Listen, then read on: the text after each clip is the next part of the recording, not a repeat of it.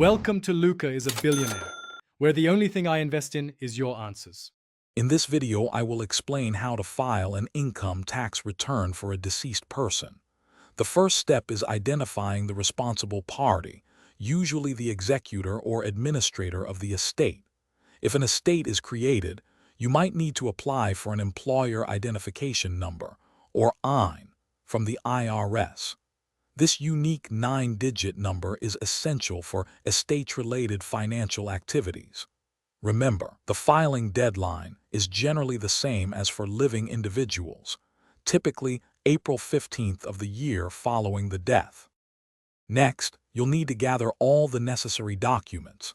This includes income statements such as W-2 forms for wages and various 1099 forms for other income sources like interest or dividends.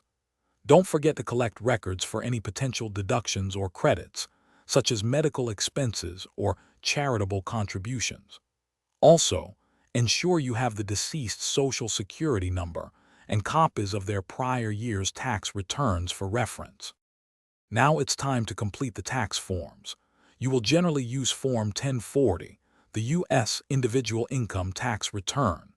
Be sure to clearly mark the return as deceased at the top. Report all income the individual received from January 1st up to their date of death.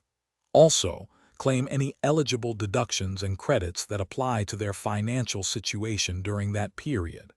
Accuracy is key here to ensure proper filing. Finally, you're ready to file and finalize the return. The personal representative must sign the tax return, clearly stating their title, such as Executor or Administrator. In some cases, you might need to attach a copy of the death certificate to the return.